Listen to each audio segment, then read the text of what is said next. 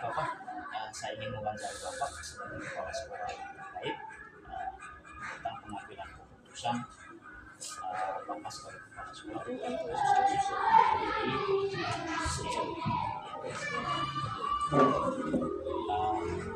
kira-kira saya boleh tahu kasus yang Bapak alami di sekolah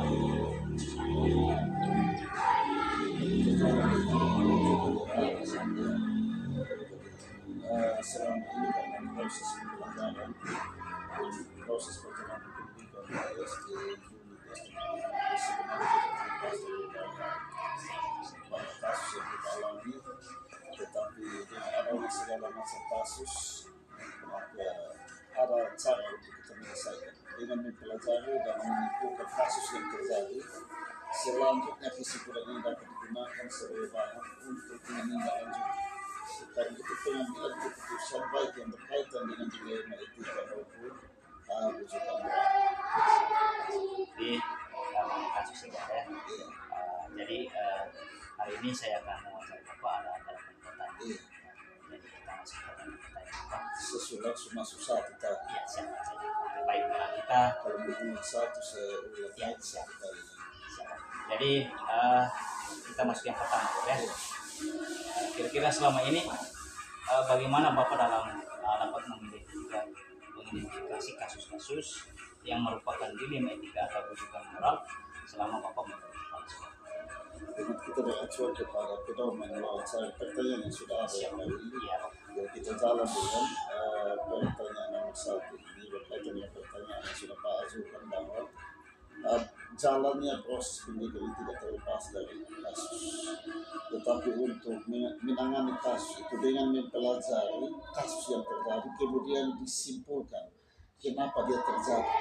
Selanjutnya dari kesimpulan ini dapat kita gunakan sebagai bahan untuk menindaklanjuti pengambilan keputusan baik yang berkaitan dengan dilema etika maupun rujukan moral. Oke, baik, terima kasih. Berarti memang setiap kasus itu pasti kita mengidentifikasinya apakah kasus dilema etika atau rujukan moral. Pasti kita mengambil keputusan seperti itu. Oke, baik. Kita lanjut ke pertanyaan yang kedua. Selama ini bagaimana Bapak sebagai kepala sekolah menjalankan pengambilan keputusan di sekolah yang Bapak pimpin, terutama untuk kasus-kasus di mana ada dua kepentingan yang sama-sama benar atau sama-sama menurut nilai kebajikan? Terima kasih Pak Udi. Memang sangat dilema ketika dua hal itu kasus itu sama-sama benar, kemudian juga nanti sama-sama kuat untuk satu kepentingan kebenaran. Dan itu caranya kita menyelesaikan, misalnya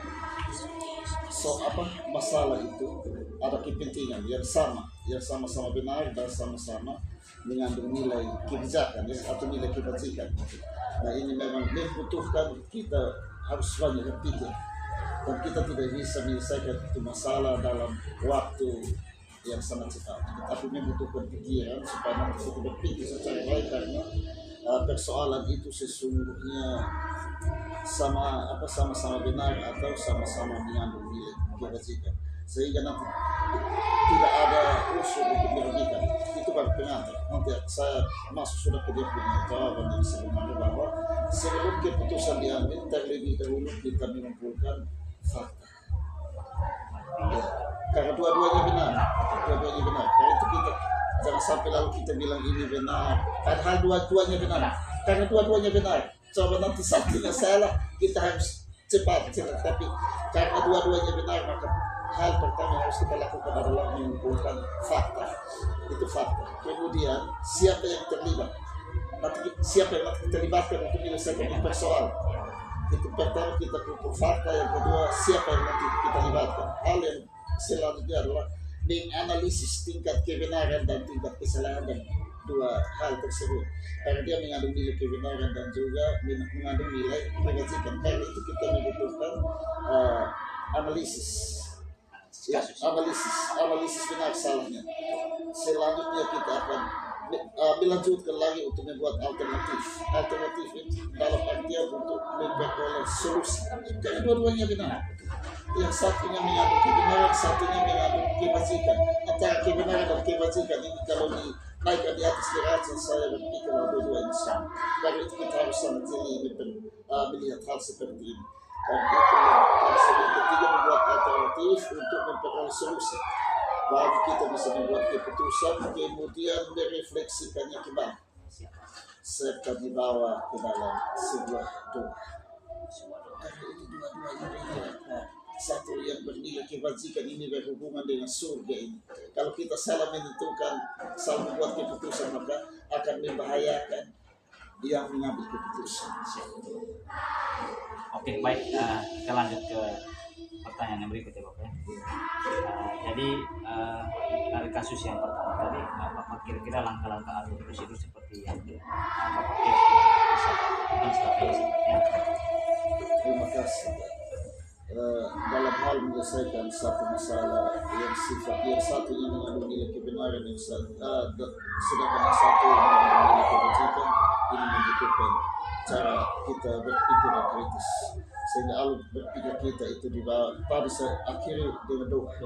Karena itu pikiran kita ini harus benar-benar bersih untuk menghadapi persoalan yang seperti ini. Satu mengandung nilai kebenaran, satunya mengandung nilai kebajikan. Karena dua-duanya sama Tuhan, sangat membutuhkan proses. Karena itu langkah-langkah atau prosedur, langkah atau proses ya, langkah atau prosedur seperti apa yang harus kita sebagai seorang pimpinan dapat dilakukannya. Nah, untuk melakukan hal seperti ini butuh tahapan-tahapan atau langkah-langkah. Kalau pada saya langkah yang pertama itu kita harus menentukan penyebab permasalahan. Menentukan penyebab permasalahan. Hal yang kedua, menentukan siapa yang terlibat. Ya, menentukan siapa yang terlibat. Hal yang ketiga, kita berdiskusi dengan warga sekolah. Berdiskusi dengan warga sekolah dalam hal ini mungkin guru dan siswa. Yang berikut mengklarifikasikan tujuan yang diinginkan.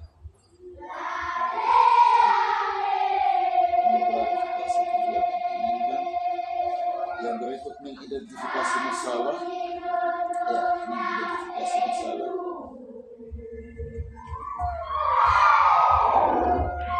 Kemudian mengadakan diskusi dengan pihak yang terlibat. Kemudian mengadakan diskusi dengan pihak yang terlibat untuk mencari solusi. Karena dua-duanya, satu mengandung nilai kebenaran dan satu mengandung nilai kebajikan, dan dua-duanya sama kuat sehingga dua-duanya harus diperlakukan sama. Memang benar sekali yang Bapak sampaikan bahwa ada dua nilai ini yang kita harus pertimbangkan dalam keputusan besar tanpa melihat kita mengambil keputusan bahwa kita bilang ini yang salah dan ini yang benar. Tapi karena kita mengambilnya bahwa nilai dari kedua nilai ini kan sama-sama kuat. Memang saya ketik tadi bahwa yang paling langkah-langkahnya adalah sebelum kita lanjut ke langkah-langkah, kita awali dengan doa. Oke Bapak, kita lanjut ke pertanyaan berikut. Kira-kira hal-hal apa saja yang selama ini Bapak anggap efektif dalam pengambilan keputusan dalam kasus-kasus di etika? Terima kasih untuk hal-hal yang saya anggap efektif dalam pengambilan keputusan selama ini berkaitan dengan kasus-kasus di etika. Yang pertama, kita telah oknum-oknum yang terlibat. Ya, kita telah oknum-oknum yang terlibat dalam kasus ini.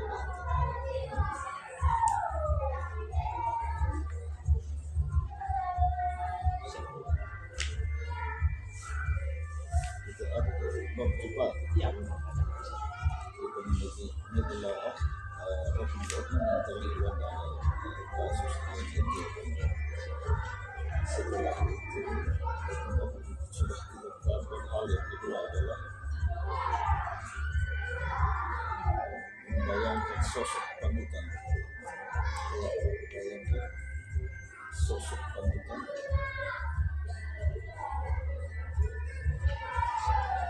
Sehingga kita bijak dalam mengambil keputusan secara bijaksana. Terbayang kasus kemudian mengambil keputusan secara bijaksana. Kasih. Ya, dengan mempertimbangkan situasi dan kepentingan kedua pihak, dengan mempertimbangkan situasi dan kepentingan dari dua orang, dari kedua pihak yang terlibat. Karena yang satu tidak bisa, ini dua orang tidak bisa, lalu satu harus sendiri, satu sendiri. Kita memacu bukan dua-dua, mundur belakang dua-dua, karena dua-duanya sama benar. Dan kita tidak bisa lalu ini salah, lalu pada akhirnya akan terjadi konflik baru telah muncul konflik baru. Oke, terima kasih. Kita lanjut ke pertanyaan yang kelima. Itu hal-hal apa saja yang selama ini merupakan tantangan dalam pengambilan keputusan Terima kasih. Hal-hal apa saja yang selama ini merupakan tantangan dalam pengambilan keputusan pada kasus-kasus ilegal etika, kasus-kasus yang sesungguhnya kita anggap menjadi tantangan itu perlu kita pikirkan secara baik. Kemudian saya sudah masuk kepada pikiran mencari keputusan. Ya, mencari keputusan yang terbaik. Siap-siap. Karena merupakan masalah yang sama-sama benar, yang harus diuntungkan buat kita. Mencari keputusan yang terbaik karena merupakan masalah yang sama-sama benar, yang harus diuntungkan buat kita. Yang kedua, pada waktu keputusan diambil bertentangan dengan keputusan yang diambil terkadang melanggar prinsip keadilan, maka anggota yang lain kami seolah-olah ada perlakuan istimewa dari pihak-pihak di keputusan, maka kita berhati-hati supaya nanti yang dua-dua ini satu dengan satu wajib kita cegah. Lalu dua-dua dibenarkan, jangan sampai yang pengambil keputusan ini lalu mengambil atau melanggar prinsip keadilan. Yang mengambil keputusan ini jangan sampai melanggar prinsip. Ya, siap, betul. Jangan betul sekali. Dua-dua itu sudah dibenarkan, Ya. Dua-duanya sudah dibenarkan, tetapi kembali kepada pengambil keputusan. Jangan sampai pengambil keputusan ini lalu melanggar prinsip keadilan. Dia boleh menyelesaikan dua orang, yang satu benar, yang satu kewajiban, tetapi dia harus jaga diri, dia harus kontrol diri, jangan sampai prinsip keadilan dia injak-injak karena tadi sudah dimulai dengan doa. Betul. Oke, kita lanjut ke pertanyaan yang keenam. Apakah Bapak memiliki sebuah tata cara atau jadwal tertentu dalam sebuah penyelesaian kasus dilema etika? Apakah Bapak langsung menyelesaikan di tempat atau memiliki sebuah jadwal untuk menyelesaikannya untuk atau prosedur seperti apa yang Bapak jalankan? Terima kasih. Saya langsung Pak, jika masalahnya biasa atau ringan, maka langsung diputuskan. Ya, Kalau masalahnya jika masalahnya ringan langsung diputuskan ya. Tapi jika masalahnya berat,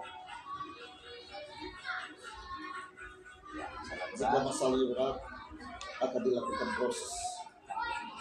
Ya, kita akan melakukan proses seperti yang telah dijelaskan pada poin 3, sesuai dengan tingkat kompleksitas kasus yang terjadi.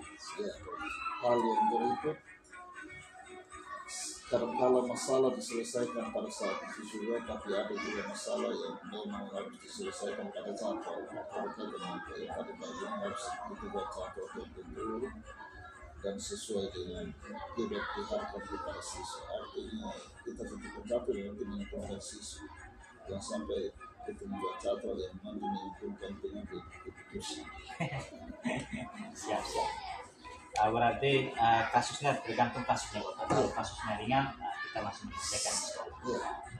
Kalau kasusnya berat, berarti kita melibatkan orang dengan guru, kita membaca dan menyelesaikan kasus. Dia bisa terjadi setelah jadi. Ya. Oke, kita lanjut ke pertanyaan berikut Bapak. adakah seseorang atau faktor-faktor apa yang selama ini mempermudah atau membantu Bapak dalam pengambilan keputusan dalam kasus-kasus dilema etika? Ya, untuk misalkan di kasus-kasus yang berkaitan dengan dilema etika, sesungguhnya seorang pimpinan itu juga memang hidup sendirian ya dalam satu unit. Tetapi dalam satu unit itu seorang pimpinan selalu ada teman di sebelah kiri dan kanan. Karena itu sebelum kita menyelesaikan atau mengambil suatu keputusan yang berkaitan dengan dilema etika, kita harus mengajak warga sekolah, stakeholder, murid atau orang tua yang punya kedekatan dengan permasalahan, pihak yang terkait aturan yang berlaku dalam lembaga, serta pola pikir dari tokoh yang diidolakan, keluarga dan pihak yang terkait dengan suatu persoalan.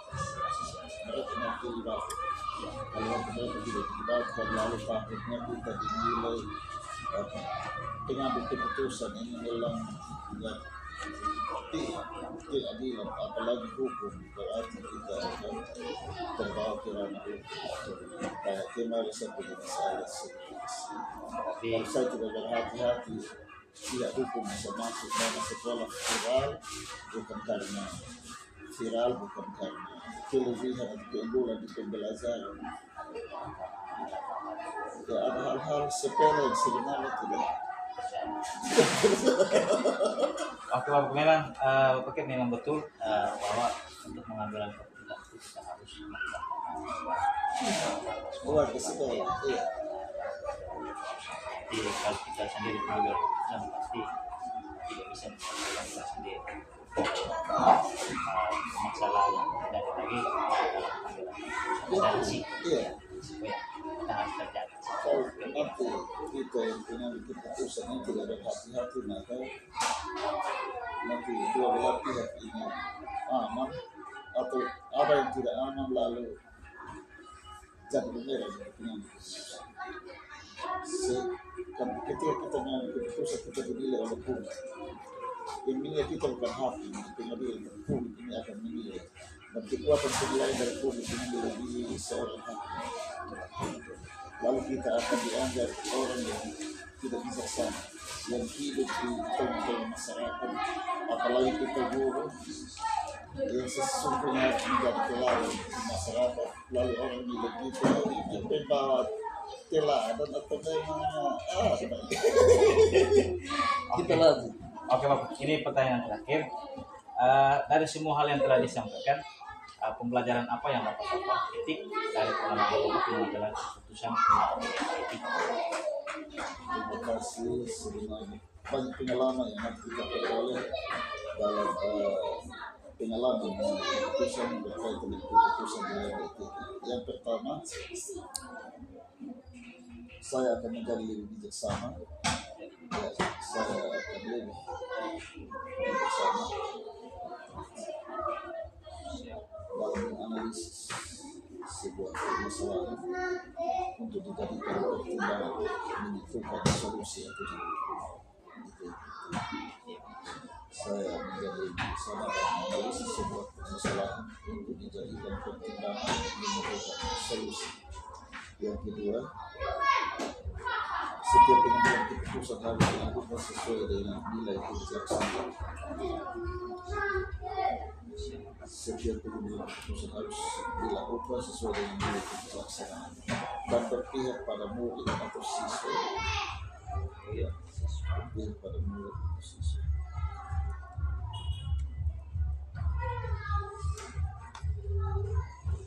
Ya, setiap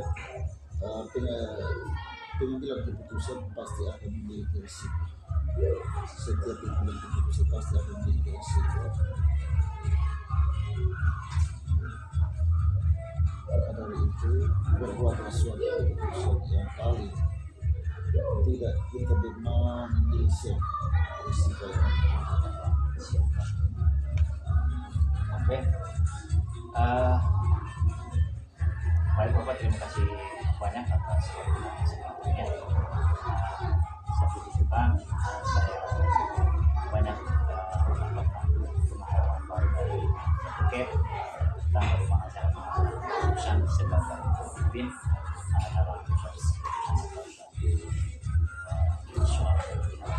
sekolah.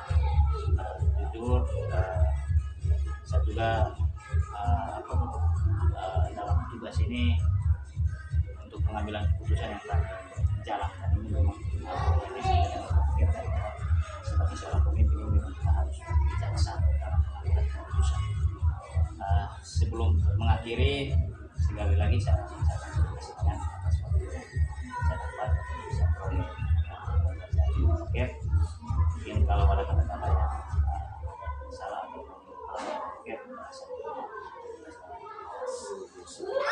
ini tadi pasti ada datang saya terlalu banyak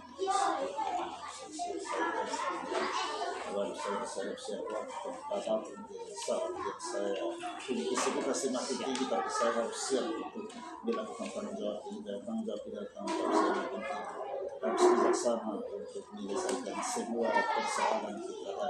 Terima kasih. Terima kasih.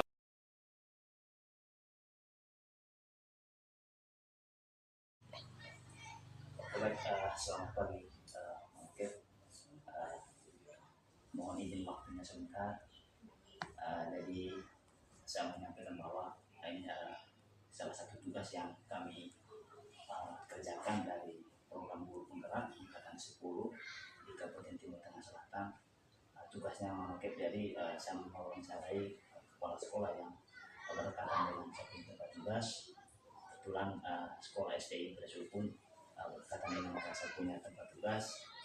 Dan terima kasih atas waktu yang Mama kepala sekolah sudah luangkan untuk bisa mewawancarai. Baik, sebelumnya saya mohon maaf Mama. Apakah Mama sedang sibuk untuk hari ini? Oh tidak, terima kasih. Baik, saya ingin mewawancarai Mama sebagai kepala sekolah terkait pengambilan keputusan. Baik, Mama kepala sekolah sebagai terhadap kasus-kasus yang terjadi di SD Impres Koyupun. Mungkin ada pertanyaan, ada 8 pertanyaan yang saya sampaikan di Mama nanti. Ini yang pertama, kira-kira sebelum masuk di pertanyaan, mungkin ada kasus yang mungkin Mama sampaikan di sekolah. Kasus di sekolah itu untuk saat mengambil keputusan ketika rapat untuk kenaikan kelas, ada anak-anak tertentu yang nilainya di bawah KKM. Di bawah KKM, contohnya kalau kami di sini satuan pendidikan di sini KKM untuk semua mata pelajaran itu 65. Jadi ketika kalau sudah masuk ke nilai analisis, ada anak-anak tertentu yang nilainya di bawah KKM. Itu kami rapat bersama dengan guru-guru, kami rapat bersama dan kami mengambil keputusan. Kami sama-sama saya menyampaikan kira-kira kalau anak-anak yang nilainya di bawah KKM itu bagaimana caranya untuk kita bisa naikkan. Kalau bisa untuk dia jangan tinggal kelas, kita usahakan bagaimana kita sepakat atau kita ambil satu keputusan. Kalau kami di sini kami kurikulum 2013 itu kan ada nilai pengetahuan, ada keterampilan. Kadang anak itu dia punya nilai pengetahuannya kurang, kadang di keterampilan itu dia naik. Jadi dari situ kami ambil kesimpulan bahwa anak-anak yang nilainya di bawah KKM kami naikkan ke nilai standar, yaitu nilai standar KKM yaitu 65. Jadi kami mulai dari predikat yang baik saja. Jadi itu kisah sekitar 78 ke 80 anak-anak yang nilainya di bawah KKM. Berarti masalahnya adalah anak-anak yang tidak mencapai KKM nilai. Tidak mencapai nilai KKM. Terima kasih Mama. Oke, mungkin pertanyaan yang pertama Mama, selama ini bagaimana Ibu dapat mengidentifikasi kasus-kasus yang merupakan dinamika asal uji tanggap selama Ibu menjadi kepala sekolah?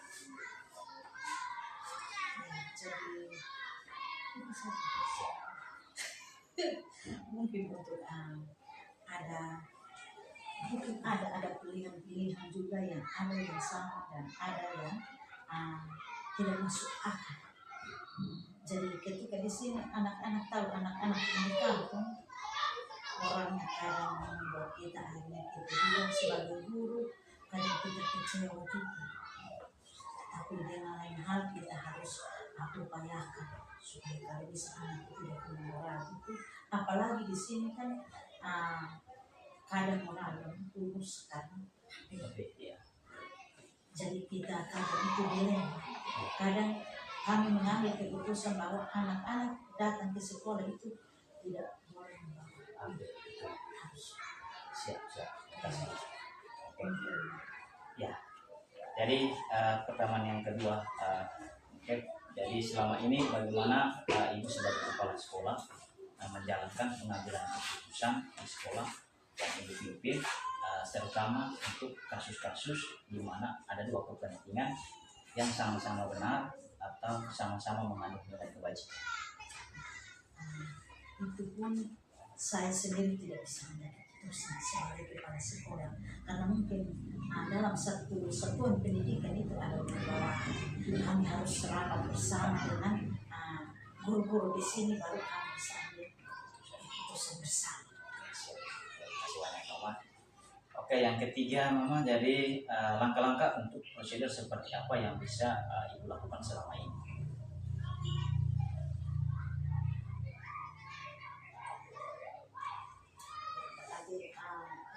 Itu kami sama-sama dengan guru, kami musyawarah dan kami mengambil keputusan. Terima kasih Mama. Yang keempat, hal-hal apa saja yang selama ini ibu anggap efektif dalam pengambilan keputusan pada kasus-kasus di kita? Adanya tindakan preventif sebelum terjadi itu terjadi. Ya, tindakan Mama. Oke, lanjut Mama ke pertanyaan yang kelima. Hal apa saja yang selama ini merupakan tantangan dalam pengambilan keputusan pada kasus-kasus di DMA kita?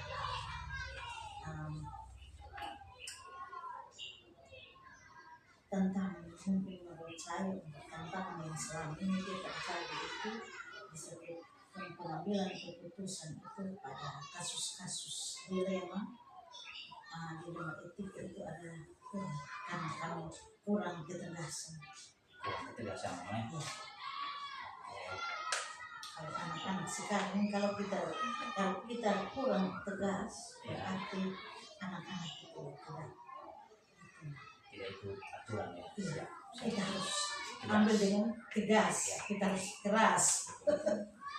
Oke, berarti kita ambil keputusan dengan secara tegas untuk anak-anak bisa mengikuti apa yang kita buat aturan di sekolah. Kira-kira seperti itu ya, mungkin. Oke, kita lanjut ke pertanyaan ke nomor 6. Apakah ibu memiliki sebuah tata cara atau jadwal tertentu dalam sebuah penyelesaian kasus dilema etika? Apakah ibu langsung menyelesaikan di tempat atau memiliki sebuah jadwal untuk menyelesaikannya? Bentuk atau prosedur seperti apa yang ibu jalankan? Ketika kasus itu terjadi, mungkin yang bisa diselesaikan kita langsung sama-sama kita selesaikan, kita tidak tunda lagi, kecuali kalau memang kita harus selesaikan dengan kita melibatkan orang tua, pasti kita tunda. Tapi kalau yang bisa kita selesaikan, kita langsung menyelesaikan. Tergantung kasus ya Mama. Tergantung kasus itu. Ini pertanyaan selanjutnya Mama. Adakah seseorang atau faktor-faktor apa yang selama ini mempermudah atau membantu ibu dalam pengambilan keputusan dalam kasus-kasus di DMA etika?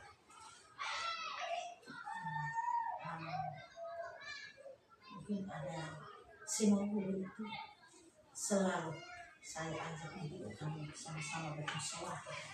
Iya, semua guru itu kami ajak untuk bermusyawarah sama-sama. Bukan saya sendiri, kalau saya sendiri pasti tidak bisa. Ya, bersama dengan Dewan Guru ya Mama. Oke Mama, kita lanjut ke pertanyaan ke-7. Dari semua hal yang telah disampaikan, pembelajaran apa yang ibu bapak petik dari pengalaman ibu mengambil keputusan di DMA etika? Kita kita anggap itu semua itu benar, semua itu benar, semua keputusan, tapi kita harus melihat dari permasalahan permasalahannya. Kita harus melihat dari kita bisa. pengambilan keputusan. Oke, siap. Berarti kita melihat kasusnya seperti apa baru kita bisa ambil keputusan seperti apa. Oke, kira seperti itu ya Mama. Oke, baik. Terima kasih Mama atas waktu kesempatannya. Saya mengucapkan puji Tuhan. Kira-kira kita sekarang mendapatkan banyak komentar baru yang saya dapat dari perbincangan kita hari ini. Untuk saya sebagai guru, terutama dalam saya mengikuti pendidikan ini, saya dapat pengalaman yang berharga dari Mama hari ini. Sebelumnya terima kasih banyak Mama Kepsek atas waktu yang sangat yang bersedia untuk wawancara hari ini. Mungkin itu saja yang saya bisa sampaikan. Saya akan pamit. Saya minta maaf kalau ada kata-kata yang salah. Saya mohon maaf. Semoga sukses selalu ke depan. Terima kasih banyak. Bisa berguna.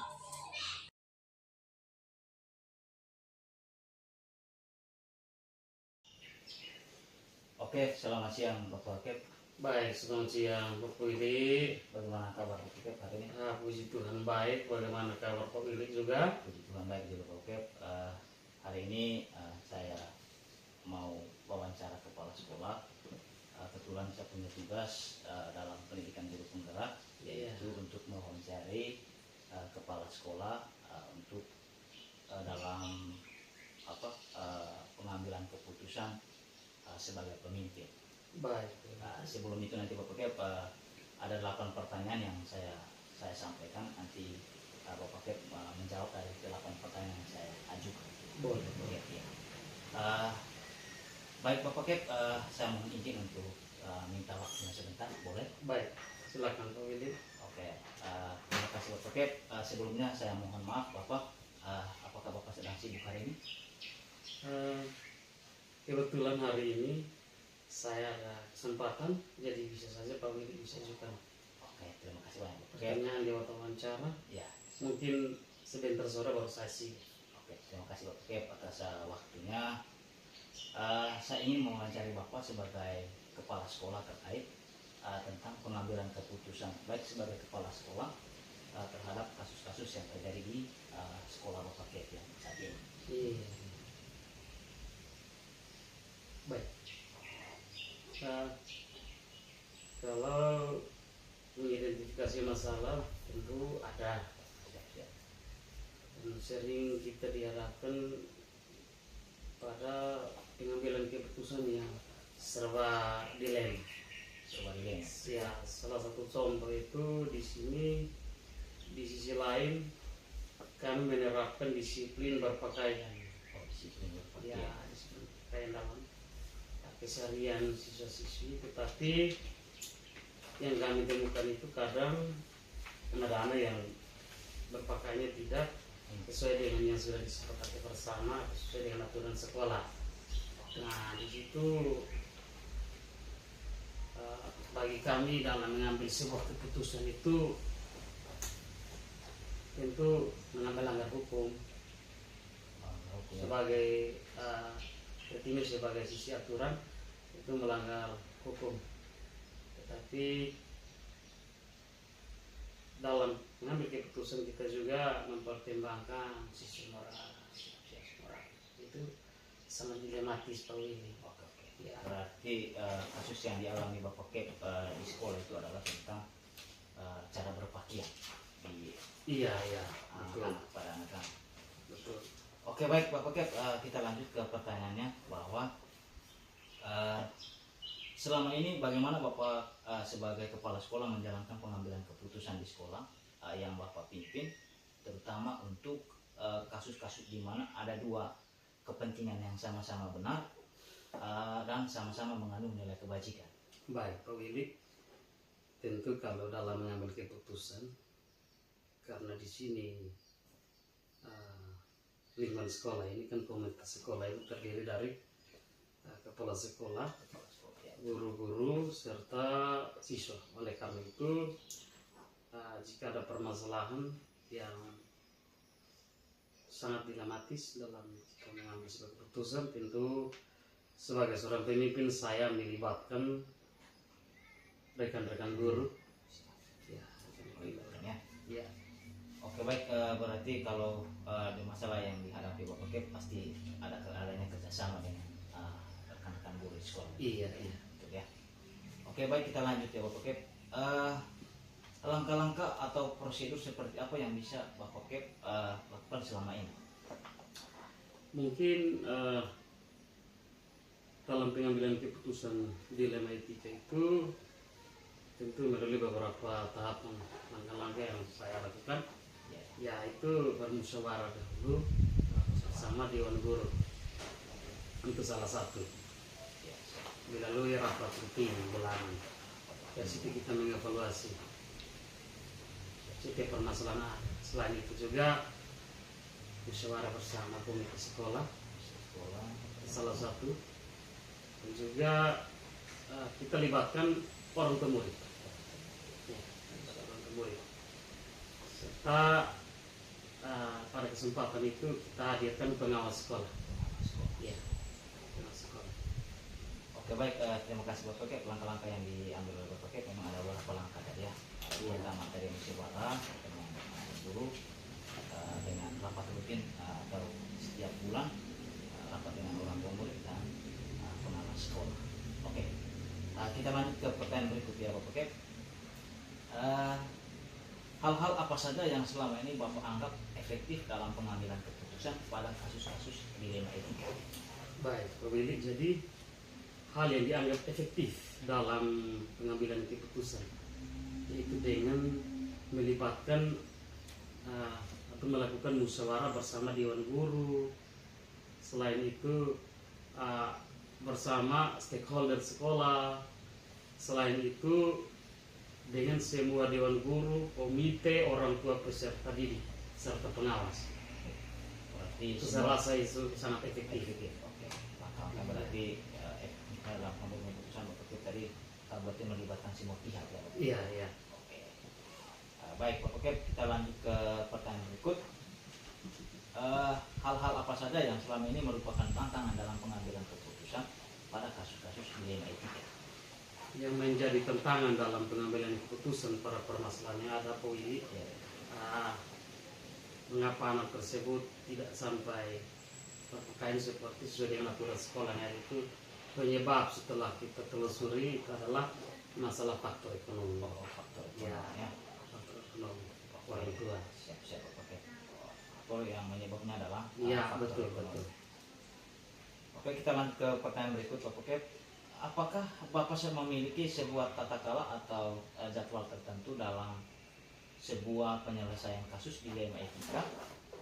Apakah Bapak langsung menyelesaikan di tempat atau memiliki sebuah jadwal untuk menyelesaikannya? Bentuk atau prosedur seperti apa yang Bapak jalankan? Baik. Jadi dalam melakukan keputusan, menjalankan keputusan tadi itu, membuat sebuah keputusan tentu tidak dijadwalkan, karena di saat ada permasalahan itu langsung kita libatkan komponen sekolah yang ada untuk kita mengambil sebuah tindakan keputusan. Oke, berarti Tidak dijadwalkan. Berarti Iya. kasusnya tidak terlalu berat ya Bapak Kep? Iya, betul. Oke, siap. Betul. Oke, kita lanjut ke pertanyaan berikutnya Bapak Kep. Adakah seseorang atau faktor-faktor apa yang selama ini mempermudah atau membantu Bapak dalam pengambilan keputusan dalam kasus-kasus dilema etika? Bisa diperjelas Pak Willy maksud dari pertanyaan itu? Ya, maksudnya faktor yang selama ini yang mempermudah atau membantu Bapak Kep dalam pengambilan dalam kasus-kasus dilema etika.